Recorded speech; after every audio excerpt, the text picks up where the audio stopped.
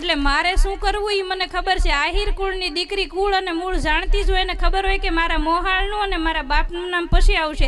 પહેલાં એમ કહેશે કે આયરની દીકરી હતી. એટલે આપણી દીકરીઓને કંઈ આપણે સંસ્કાર આપવાની કે શીખવવાની જરૂર જ નથી, તો વારસામાં લઈને આવ્યા. અને આયરની દીકરી કોઈ દિવસ કોઈ ભૂલ કરે જ નહીં. અને તમે આજે જુઓ કે સમસ્ત ભારતની અંદર આહિર સમાજની બહેનો આજે આ પહેરવેશને આખો ભારત યાદવ અપનાવતો થયો છે. એ કોણે કર્યું? આયરની દીકરીએ કર્યું છે ને. અને હું એમ કહેતી નથી કે આ બધું મેં કર્યું. મારી સાથે આવનારી આ તમામ બહેનો, દ્રષ્ટિબેન છે, જિજ્ઞાબેન છે, તમારા જેવી ઘણી બહેનો દરેક રાજ્યમાં મેં જઈ ત્યારે સાથે આ પહેરવેશ પહેરીને આવે છે. યુપીના અમે એક બેન ગયા હોય ને તમારી પાસે 45, અમારી પાછળ 45 પોલીસનું પ્રોટેક્શન મૂકે છે ઉત્તર પ્રદેશ પોલીસ. એ ક્યારે? કારણ કે એને ખબર છે કે આ રજવાડી પોશાકની વેલ્યુ શું છે, એને મળતું નથી. અને ઘણા બહુ સુધરી ગયા હોય ને એટલે તરત એમ કે તમે જ્યાં હોય ને આ જ પહેરીને જાઓ છો. જે અમારા બાપ દાદા પહેરતા હતા, અમારી માવડીઓ પહેરતી હતી, જે જોઈને અમે મોટા થયા છીએ, અમે શું કામ ના પહેરીએ? એનું ગૌરવ અમને શું કામ ના હોવું જોઈએ?